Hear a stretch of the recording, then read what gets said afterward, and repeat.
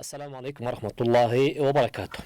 Урматтуу биздин Насихат радиосунун угармандары жана Марва телеканалынын көрөрмандары, жалпыңыздарга салам жолдоп, баарыңыздарга тынччылык, аманчылык каалап, бүгүн сиздер менен тарбия саатында коом ынтымагы жана билимдиги тегерегинде сөз кылмакчыбыз.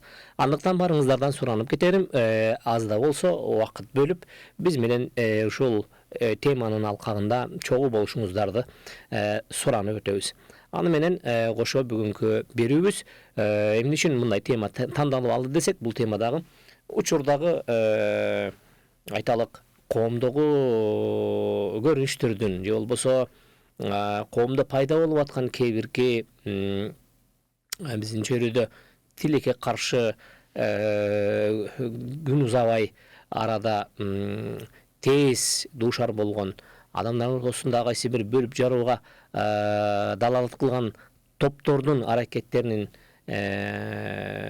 байкаган соң, биз баары бир эле кайра келип туруп элибиздин, журтубуздун амандыгын, ынтымагын, биримдигин, тынчтыгын үмүт кылып, мына ушул ынтымак темасына, биримдик темасына келип токтолууну биз туура көрүп турабыз.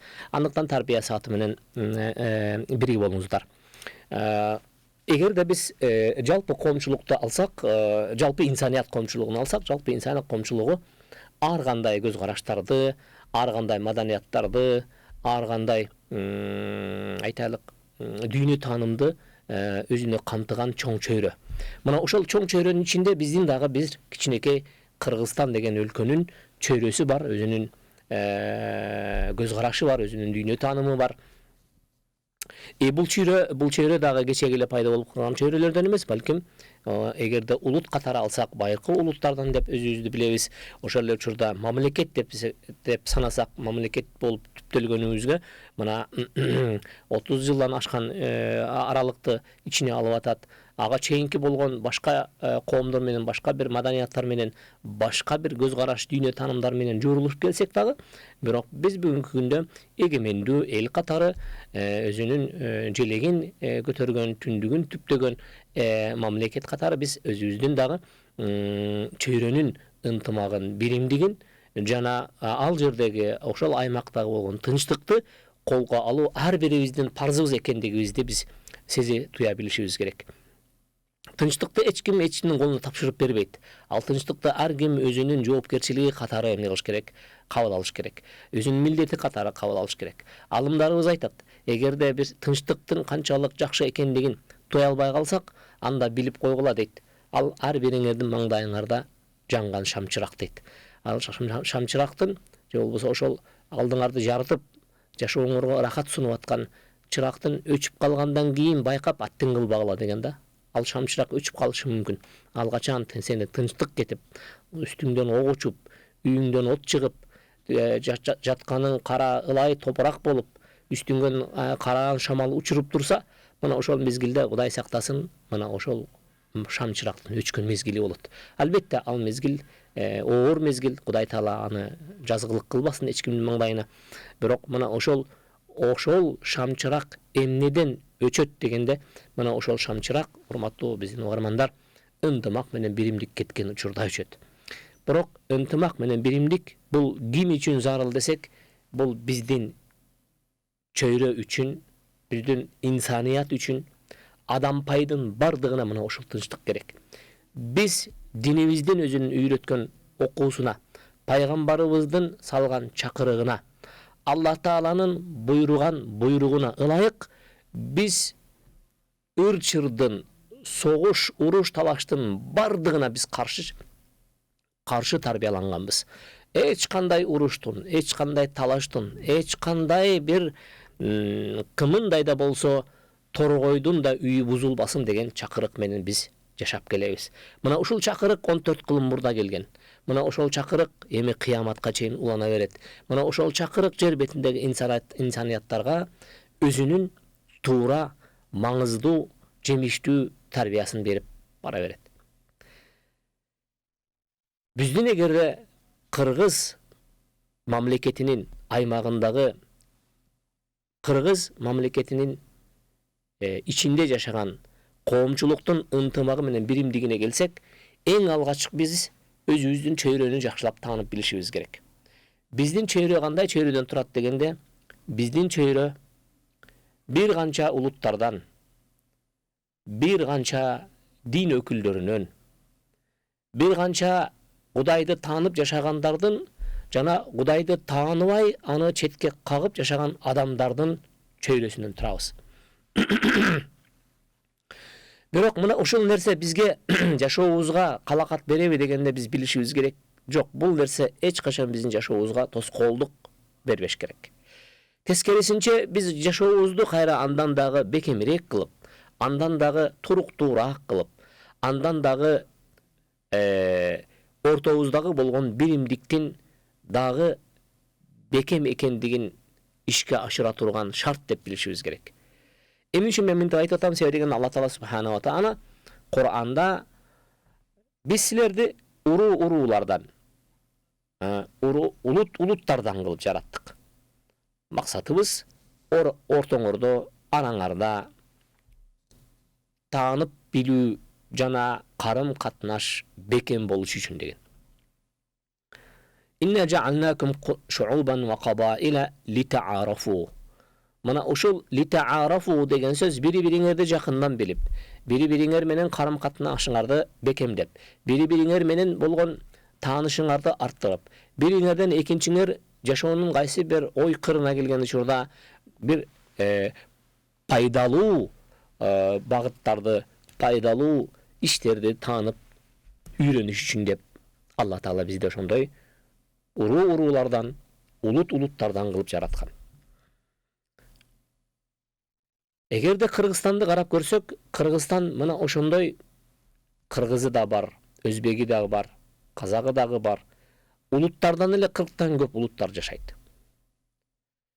Мына ошондой көп улуттуу мамлекеттин ичинде эмне зарыл десек, ал улуттардын өзүнө таандык болгон маданияты, үрп-адаты, тарыхы, тили, дей койчу алардын өзүнө таандык болгон дүйнө таанымы менен ушул жерде өнүп, өсүп, өнүгүп, карым катнашта кыргыздын дагы тарыхын да байытып, алардын тилин да байытып, алардын маданиятына дагы алардын маданияты аркылуу салым кошуп келишет.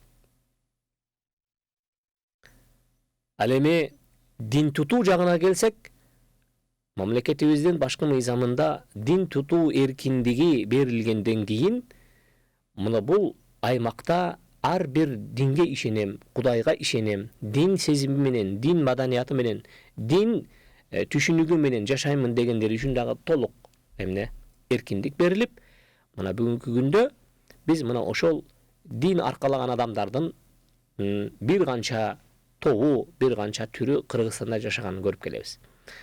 Бул өзү эмнеликти түшүндүрөт дегенде, бул чындап эле биз бир үйдүн ичинде ар кандай болсок дагы, бирок бир түшүнүктө эмне кыла алабыз? Өлкөбүздүн тынчтыгы үчүн, өзгөбүздөгү болгон коомубуздун ынтымагы үчүн, биримдиги үчүн бир түшүнүккө келе алабыз. Ал эмне дегенде, урматтуу угармандар, динибизде айтылгандай лакум динукум валия дин. Алла Таала Кур'анда пайгамбарыбызга түшүргөн Кафирун сүрөсүндө мына ушул сүрөнүн ички маңызында эмне жатат дегенде, биз каалайбызбы, каалабайбызбы, Алла Тааланын каалоосу менен гана адамдар дин тутат. Адамдардын кайсы бирине Алла Таала диндин түшүнүгүн берсе, Алла Таала кайсы бир адамды өзү сүйүп хидаятына алса, анда ал адам дин түшүнүгүнө келет. Мына ошол эле учурда такыр дин тутпай койсо, же болбосо дин туткан учурда кайсы бир ташты, же даракты, же көктү, же сууну кудай кылып алган болсо, ал анын каалоосу болду дагы Аллах Тааланын мына ошонун түз хидаят жолго келбей калгандыгына болгон эмнеси себеби болуп атат. Андыктан бул дагы Алланын каалоосу болуп турган болсо, анда мен андай адамдарды жек көрүүгө эч кандай укугум жок. Аларды биз алын алдында милдетибиз гана бар. Туура жолду көрсөтүү, акыйкатты жеткирүү жана чындыкты угузуу милдети гана калат. А бирок аларды жек көрүү, алар менен арыздашууга барып, аларга башка бир көз карашта карап, аларга кайсы бир айыпты тагуу укугу бизге калтырылган эмес. Андыктан Биздин бүгүнкү берүүбүздөгү болгон негизги маселе кайсы жакта жатат дегенде, негизги маселе мына ошол биздин көз карашыбызга, дүйнө таанымыбызга, ишенимибизге, улутубузга, керек болсо уруубузга да карабастан туруп, биз эмне кылышыбыз керек? Интымакка, биримдикке келишибиз керек. Ооба. Барчылык өзү күн түнү менен болгондой, ак карасы менен болгондой, же кыргызда айткандай, койдагы аксагы менен жүз болгондой, арабызда жамандар болбой койбойт экен. Жоктон бир бөйлөктөн шыйрак чыгарып, элди экиге бөлгүсү келип, элдин улуттук баалуулугу менен диндик баалуулугун чабыштырып, анын руханий өзүнүн баалуулугу менен анын каада салттык баалуулугун аралаштырып келип, адамдардын ой түшүнүгүн чалгытып, жыйынтыгында адамдарды эки жээкке түртө салууга аракет кылгандар дагы жок эмес. Мен бүгүн чакырык таштагым келет. Кыргызстандагы жашаган бардык улуттарга, бардык дин өкүлдөрүнө, өзгөчө Кыргызстанда басымдуулук кылган мусулман чөйрөсүнө, урматтуу калайык калк. Биз адам катары адамдын адамдык канын, жанын, анын адамдык тандоо укугун сыйлашыбыз керек. Эгерде биз колубуздан келип, же болбосо биздин колубузга укук калтырып, башка бирөөнүн дагы жоопкерчилигин мойнунга алуу милдети калганда, анда биз кол чогултуп, ошентип адашкандарды дагы жолго салуу жоопкерчилигине же аракетине бармакпыз. Бирок чындап келген учурда алардын тандоосу аларга кала берсин. Ар бир адам Кудай астына келген учурда жооп берчү сааты келет. Бирок бизге Кудай Таала убактылуу өмүр берген. Убактылуу өмүр ичиндеги болгон тынчтыкты, адам абийирин, адам канын, адам намысын, адамдын өзүнүн жеке тандоосун өз урдуна, өз урматына калтырып, биз коом ичиндеги болгон биримдигибизди, ынтымагыбызды сактоо жоопкерчилигин аркалай беришибиз керек. Эч бир чымчыктын уясы бузулбасын. Эч бир үй бүлө талкаланбасын. Эч бир катмарда чыр чыкпасын. Адамдардын ар биринин тандоосун өзүнүн олдуна калтырабыз. Бирок биз эскертүүнү дайыма айтып келебиз. Урматтуу бир тууганым, сен мен үчүн Кудай Таала кайдыгер болгон эмес. Кудай Таала бизге кайдыгер эмес болгондуктан бизге китеп берди. Бизге жалпыбызга пайгамбар жиберди. Бизге жалпыбызга Ибраим пайгамбардан тартып келген акыйкат жолдун уландысын улап, кыяматка чейин өзгөрткүс кылып акыйкат жол берди. Мына ошол акыйкат жолго келсең, сен дагы ошол акыйкат жолдон дүйнө акыретиңдин бактысын табасың деп эскертебиз. Бирок эч кимди айыптабайбыз. Бирок эч кимди күнөөлөбөйбүз. Бирок эч кимди жектебейбиз. Бирок эч кимди мазактабайбыз. Бирок эч кимдин үстүнөн күлбөйбүз. Болгону биз аларга эскертүүчүбүз. Ынтымаксыздыктын акыбети эмне менен? Биримсиздиктин, ырчырдын акыбети акыры эмне менен бүтөт дегенде Аллах Таала Кур'анда "Estağu billah ve la tanaza'u fatafshalu ve tadhhaba rihukum" деген. Эч качан талашка түшпөгүлө. Таймашка барбагыла. Силер жоготууга учурап жытыңарда калбайт дейт. Ve tadhhaba rihukum деген сөз биз бүгүн өзүбүздү коом катары, өлкө катары, мамлекет катары, өзүнчө бир өзүнүн түндүгүн түптөп, желегин көтөргөн bir жарандар катары өзүбүздү барктап баалап атсак, анда жанагы талашуу менен, ынтымаксыздык менен, биримсиздик менен эртеңки күнү бизден эчтеке калбайт деген катуу эскертүүнү берет. Бул эскертүү ким үчүн дегенде биз үчүн, урматтуу калайык калк.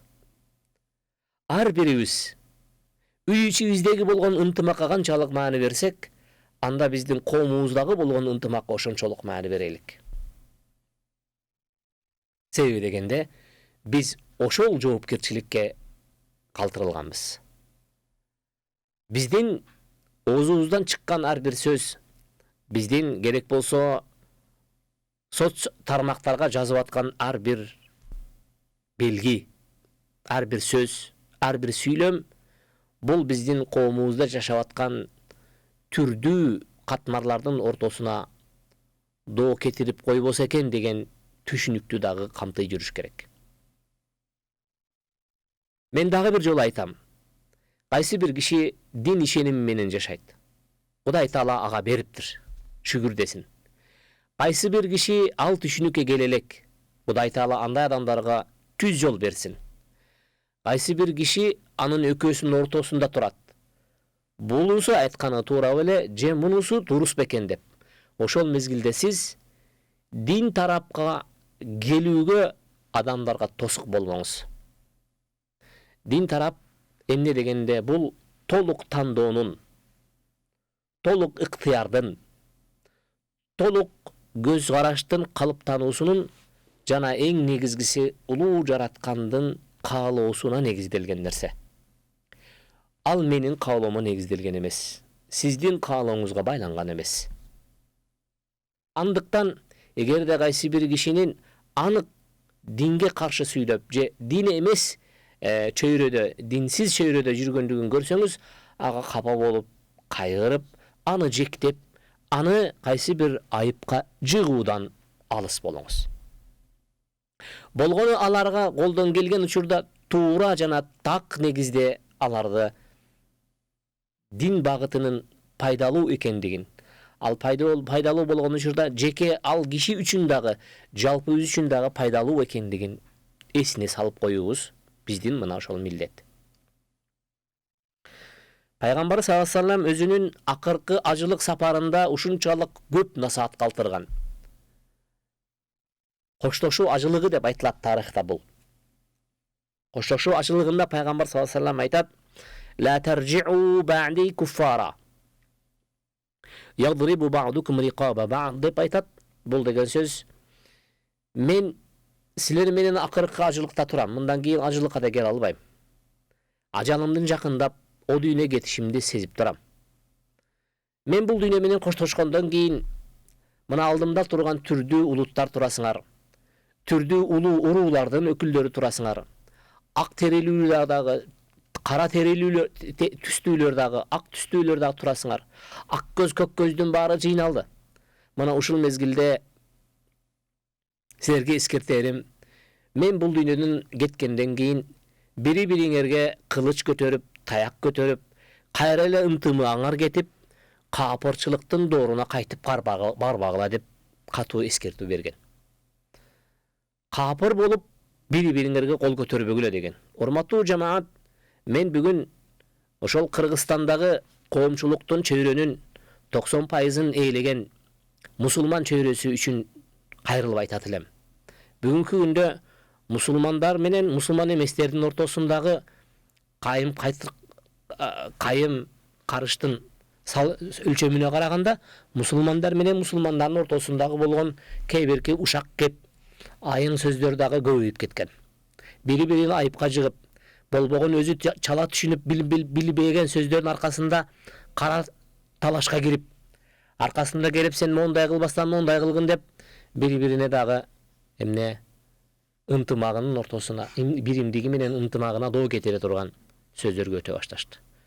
Пайгамбар саллаллаху алейхи ва саллям эскертет: менден кийин капыр болуп, бири-бириңердин мойнуңарга кылыч көтөрбөгүлө, же болбосо бири-бириңердин желкеңерди чаппагыла деп катуу эскерткен.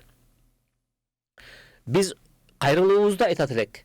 Бул бир гана мусулмандар үчүн эле эскертүү болуп калбастан, Кыргыз чөйрөсүндө, Кыргызстан мамлекетинин аймагында жашаган бардык эл өкүлдөрүнө, бардык улут өкүлдөрүнө, бардык уруу өкүлдөрүнө, бардык дин өкүлдөрүнө жана бардык дин туткан жана тутпагандарга деп кайрылуу жасайбыз.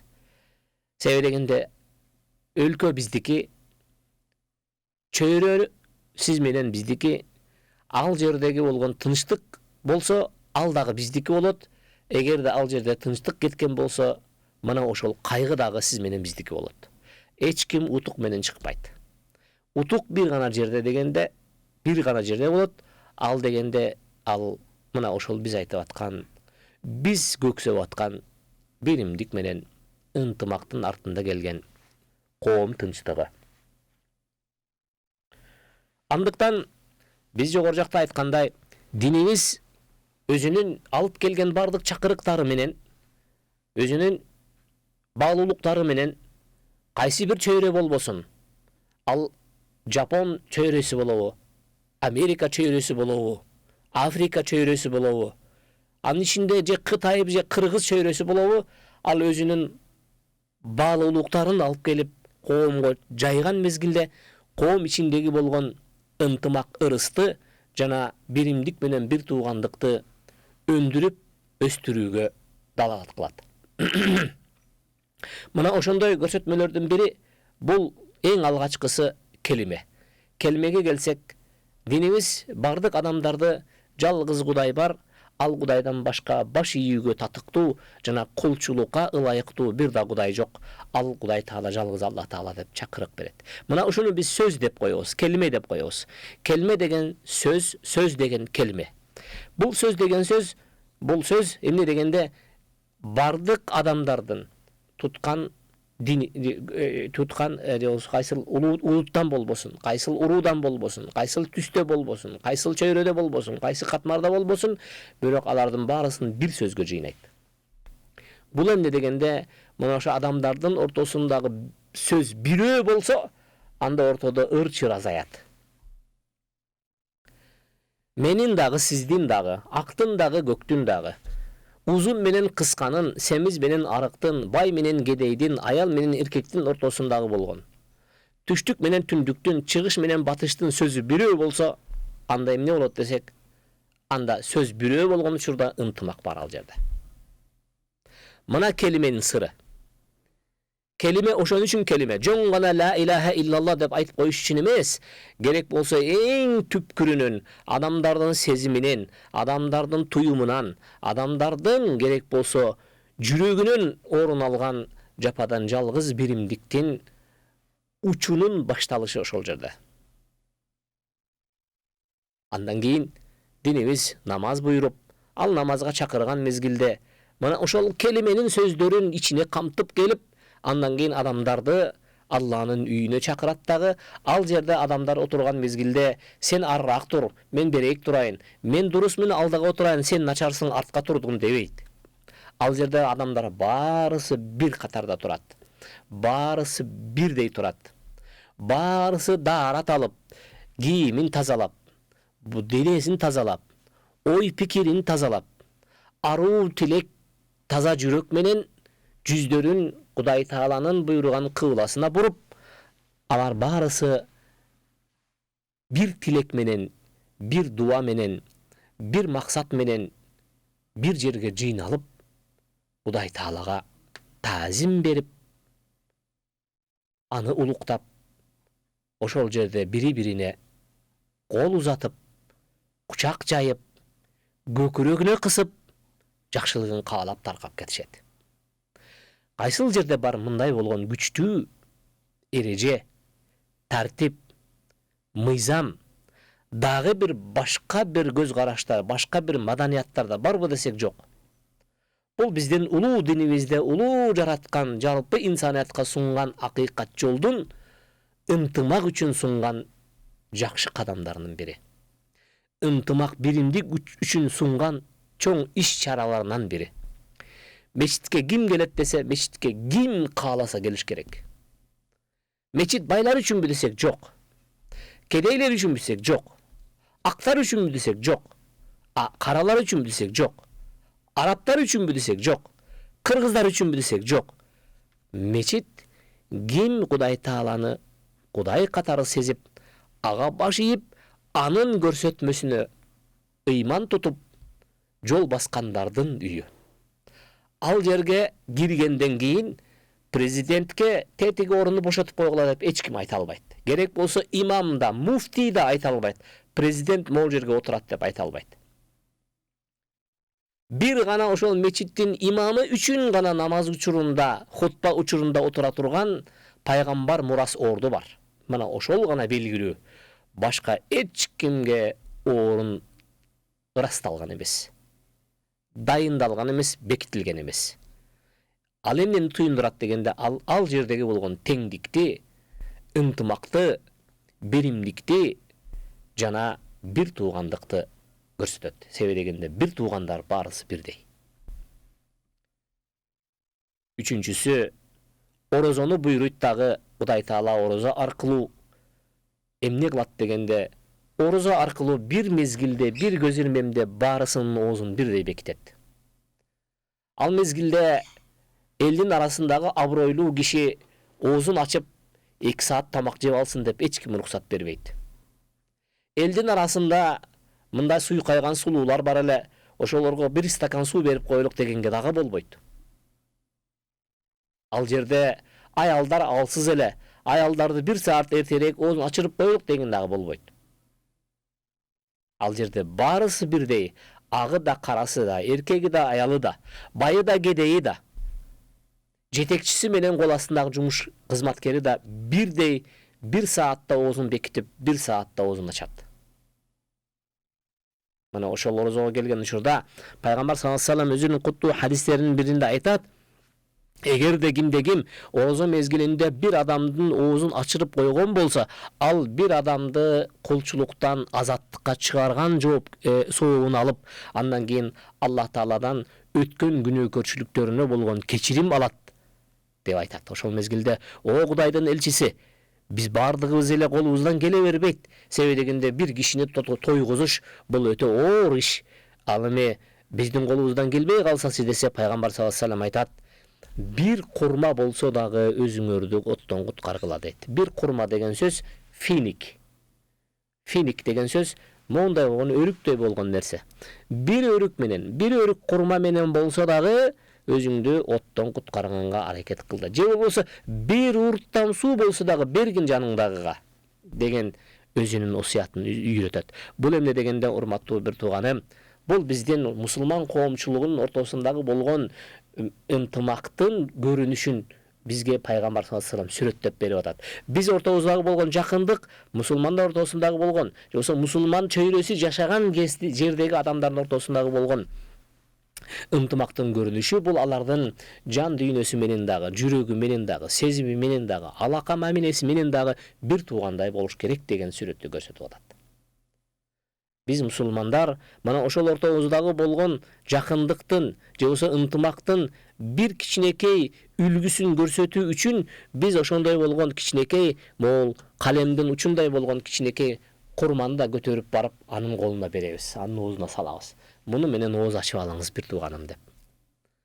Муну менен эмне болот дегенде, мына ошол эки адамдын ортосундагы эми жашоо деген жашоо, сөз менен, көз менен болбогон бир дүйнөлүк кызыкчылыктын аркасында кайсы бир мезгилде көкүрөктөргө доо кетип, ортодо кайсы бир таарынычтар пайда болуп калган болсо, жанагындай болгон бир урттан сууну колуна узатуу менен, бир кесим ошол курманын бир даанасын берүү менен, же болбосо үйгө чакырып келип бир чыны шорпо берүү менен, же болбосо дасторкон жайып, ага кой союп, казан асып, төргө олтургузуп, анын курсагын тойгозуп, анын кылган ибадатын аркасындагы сүйүнүчүн коштоп, колдоп коюу менен дагы ортобуздагы болгон ынтымагыбыз артып бара берет.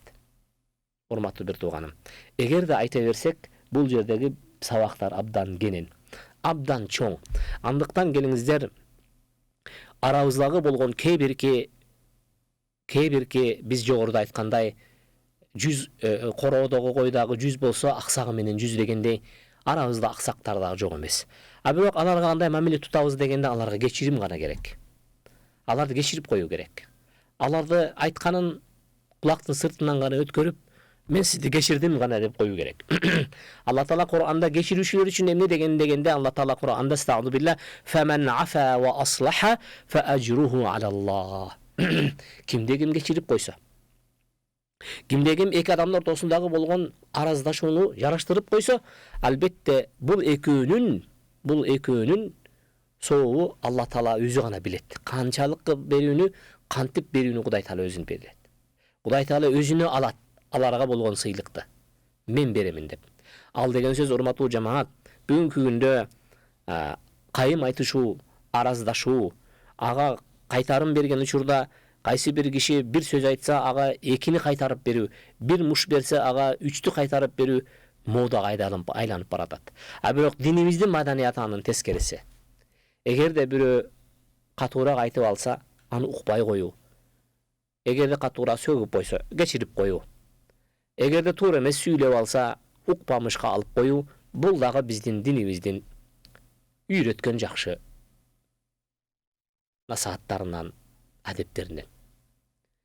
Ар бир эле сөзгө илинип, ар бир сөздөн эле бир кыйкым издеп, ар бир сөз үчүн эле кайгырып, ар бир сөздү эле желек кылып көтөрүп, аны желбиретип, могул мынтип койду, тигил мынтип койду деп кыйкыра берүүнүн өзү бул кайсы бир деңгээлде орунсуз иштерден болуп калат. Сиз эгерде өзүңүзгө тынчтыкты, бейпилдикти жана сиздин карама каршыңызда турган киши үчүн дагы тынчтыкты кааласаңыз, анда кээ бирки иштерге маани бербей эле аттап өтүп кеткениңиз бул жакшы болот. Себеби дегенде ошол мезгилдеги 5 мүнөттүк сабырыңыз сизге 5 жылдык тынчтыкты сунат. 1 мүнөттүк сабырыңыз сизге 1 жылдык тынчтыкты сунат. 1 көз ирмемдик сабырыңыз сизге 1 күндүк тынчтыкты сунат. Сабыр кылыңыз. Себеби дегенде Алла Таала кечирим бул чындап эле Алла Тааланын өзүнө тапшырылган нерсе. Кечирип койдуңузбу, Алла Таала сизге кайтарымын берет. Жараштырыңыз. Кайсы бир эки кишини көрдүңүз эле, араздашып калды. Соц тармактан, көчөдөн, автобустан, машинеден, остановкадан, кафеден, кайсы жерде болбосун, үйдөн, той тамашанын үстүндө, ал мезгилде анын экөөнүн ортосун жараштырып коюунун аргасын издеңиз. Себеби дегенде жараштырып коюу менен сиз балким бир коомдун ортосун жараштырып коесуз. Балким сиз чоң эки уруунун ортосун жараштырып коесуз. Балким сиз эки улуттун ортосун жараштырып коесуз. Балким сиз эки чоң мамлекеттин ортосун жараштырып коесуз. Себеби дегенде анын башталышы ошол эки кишиде болчу. Ал эки кишинин ажырымы менен мына ошондой биз айтып аткан уруулардын, улуттардын, элдердин, өлкөлөрдүн ортосундагы болгон ыр-чырга алып бара турган кесепеттүү иш болушу дагы толук ыктымал. Ошондуктан Алла Таала Кур'анда мен бул аятка өткөнгө чейин жогору жакта айткан аятка жараша Алла Таала Кур'анда кимде ким кечирген болсо, кимде ким жараштырган болсо, алардын кайтарым сообу Алла Тааланын өзүнө гана калтырылып, өзү гана аларды сыйлыгы менен ыраазы кылат деген болсо, пайгамбар саллаллаху алейхи ва саллям мазадаллаху абдан би'афвин илля изза дейт. Кимде ким кечиримдүү болсо, кайсы бир пенде өзүнүн кечиримдүү болсо, кечиримге көп барган болсо, Алла Таала анын ызат сый урматын арттырып коет деген. Ызаттуу ол кишиге айланат. Эгерде ким кечире алса, кечирелик. Колубуздан келет. Макул 1 саат сизге оор болот. Бирок мен жогору жакта айткандай сизге 1 жылдык рахат берилет. Макул сизге 1 күн оор болот. Билиңиз сизге 10 жыл эмне болот, сизге рахат келет. Себеби дегенде сабырсыздыктын арты эмне менен бүтөт дегенде кайгы менен бүтөт. Сабырдуу болсоңуз, кечиримдүү болсоңуз, Кудай Таалам мына ушул жакшылыгын сунат. Кудай Таала Кур'анда иннамал муъминуна ихва фа аслиху байна ахавайкум дейт. Албетте момундар бир тууган. Бир туугандар ортосунда бир тууган эки бир тууганын ортосун жараштыргыла дейт. Мусулмандар бир тууган болгон мезгилде мусулмандардын ортосун кан бириктирген эмес, курсак бириктирген эмес, жатын бириктирген эмес. Алардын ортосун Аллага болгон ишеним бириктирген. Андыктан биз ошондой болгон мусулман адамдар ортосундагы болгон наразычылыктар, таарынычтар болуп калса, аларды биз жараштырышыбыз керек.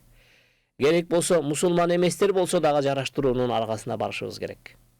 Себеби дегенде биз жогору жакта айткандай, урматтуу жамаат, дин бул сиз каалагандыктан келип калган жок.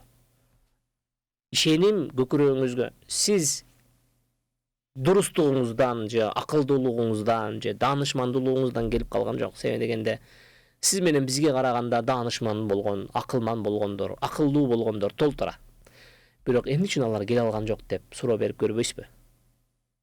Ал суроого бир гана жооп бар. Кудай Таала сиз менен бизге каалаган ошол нерсени. Кудай Таала сиз менен бизге ыраа көрдү ошол жолду. Анда шүгүр деңиз. Ал тигил байкушка бере элек. Аны сиз аяңыз. Ага сиз жакшы сөзүңүздү айтыңыз. Жакшы сөзгө көнбөдү сизге тынчтык болсун деп башы буруп кете бериңиз. Ушул сөз оозуңузда болсун, сизге тынчтык болсун. Ачык айтыңыз, сизге тынчтык болсун. Я желаю вам мира деңиз, бүттү. Башка эч кандай сөз айтпаш керек. Андан кийин, урматтуу жамаат, Алла Таала субхана ва таала биз менен сизге өзүнүн жолун сунган мезгилде жашоо рахаты эмнеге байланат дегенде ынтымакка гана байланат. Ырыс алды ынтымак деп ошон үчүн кыргызда айтылат. Ынтымак жок жерде ырыс жок. Ынтымак жок жерде береке жок. Ынтымак жок жерде тынчтык жок. Эгерде биздин ар бирибиздин үйүбүздө бир камаздан акча төгүлүп, алтын төгүлүп, бирок тынчтыгыбыз, ынтымагыбыз кетип калган болсо, ал алтындан, ал акчадан эч ким ырахат таппайт. Андыктан биз айтабыз, акчага, алтынга караганда, бийликке караганда эл ортосунда болгон ынтымак маанилүү. Ошондуктан пайгамбар саллаллаху алейхи ва саллям айтат: "Инна минан наси мафатихал хайр, мафатиха лил хайри ва магалиqa лиш шар, ва инна минан наси мафатихан лиш шарри ва магалиqan лил хайр. Фатуба лиман жа'ала Аллаху мафатихал хайри ala yadayhi wa waylun liman ja'ala mafatiha sharri man ja'ala Allahu mafatiha sharri ala yadayhi." Ал деген сөз, урматтуу жамаат, сөздүн токотер жери ушул жерге келип токтойт. Бул мусулмандар үчүн дагы, мусулман эместер үчүн дагы. Дин туткандар үчүн дагы, дин тутпагандар үчүн дагы. Кыргызстандагы жашаган бардык улуттар үчүн дагы, уруулар үчүн дагы. Кыргызстандагы бардык эркектер үчүн дагы, аялдар үчүн дагы. Пайгамбар саллаллаху алейхи ва саллям айтат: "Албетте адамдардын арасында жакшылыктын ачкычы болгон адамдар бар" дейт. Ошол эле учурда алар жамандыктын жапкычы болушат дейт. Ошондой эле адамдардын арасында жамандыктын ачкычы болгон, жакшылыктын жапкычы болгондор бар дейт. Ошондуктан кут болсун, куттуу болсун дейт. Эгерде Алла Таала кайсы бир адамды колу аркылуу, ошол адам аркылуу жакшылыктын ачкычы кылып койгон болсо, жамандыктын жапкычы кылып койгон болсо, буга кут болсун дейт. Бирок от болсун дейт. Алла Таала кайсы бир адамдын жамандыктын жапкычы кылып, жамандыктын ачкычы кылып, жакшылыктын жапкычы кылып койгондорго от болсун дейт. Караңыз сөздүн маанисин, урматтуу бир туугандарым, урматтуу угармандар. Чындап эле адамдарды карап көрсөңүз, кээ биркилер бар, дайыма сүйлөгөнү жакшы.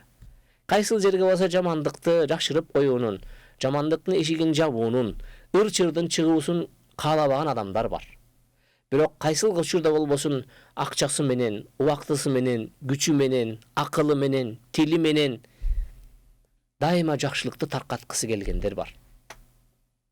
Анда биз айтабыз, пайгамбар окшоп, аларга кут болсун. Себеби дегенде алар жакшылыкты таркатуу менен, жакшылыктын ачкычы болуп, жамандыкты токтотуу менен жамандыктын жапкычы болуп атышат. Бирок от болсун деп атат.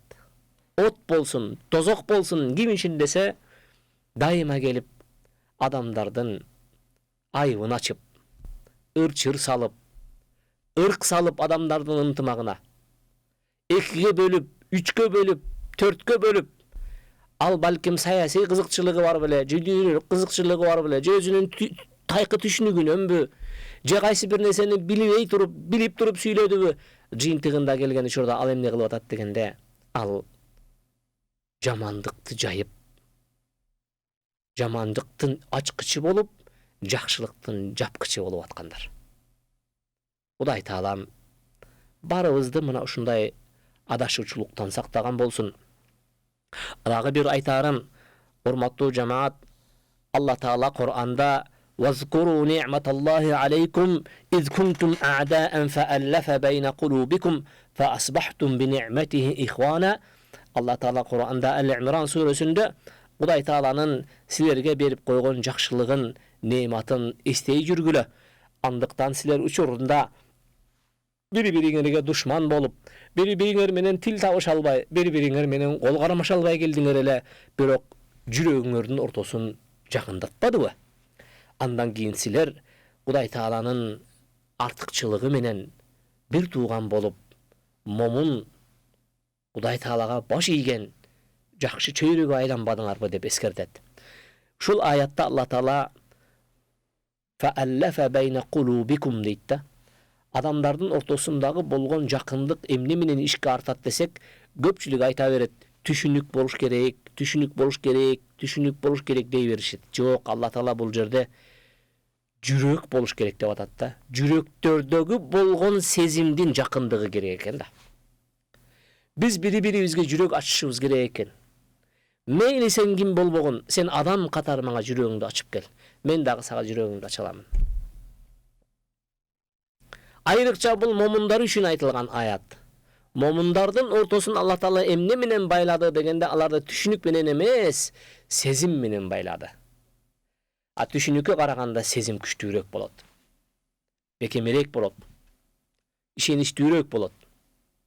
Татыктуураак болот. Себеби дегенде ал ишеним, ал сезим Кудай Таалага болгон ыймандын орун алган жерде. Allah Taalaga biz жүрөк менен ыйман тутабыз. Ошол учурда бир тууганыбызга дагы жүрөктөн орун беребиз. Көрдүңүзбү бир тууганым? Көрсө Allah Taala чындап эле тарыхты эсибизге салып, кечээ күнү силер бири-бириңерге душмандашкан, бири-бириңер менен дүйнө талашкан, бири-бириңер менен мансап талашкан душман элеңер. Бирок Allah Taala силерге ыйман сунуп, ошол ыйман орноткон жүрөк аркылуу жүрөгүңөрдү бири-бириңерге жакын кылды дагы, бир туугандардан болдуңар деп бизге өзүнүн насаатын берет. Кудай Таалам сиз менен бизди дайыма өзүнүн дин жолунда бир туугандардан кылсын. Ал эми Кыргызстандагы жашаган жалпы коомчулуктун ортосундагы болгон көз карашка келген учурда биз бир мамлекет аркасында алдында, бир желек алдында, бир түндүк түйүндө биз бири-бирибизге эч качан айыпка жыкпастан, тескерисинче кайсы бирибизде болгон кемчилик болсо, аны жаап оңдоп коюуга, кайсы бири-бирибизде артыкчылык болгон болсо, ал артыкчылыктан үйрөнүп, жалпы элибиздин тынчтыгы үчүн, өлкөбүздүн өнүгүп өсүшү үчүн ар бирибиз салымыбызды кошуу жоопкерчилиги гана калат. Сиздер менен бизге бөлүнгөн тарбия саатынын мүнөттөрү кагып калды. Андыктан сиздер менен биз кийинки берүүлөргө чейин амандыкта калалык деп. Ассаламу алейкум ва рахматуллахи ва баракатух.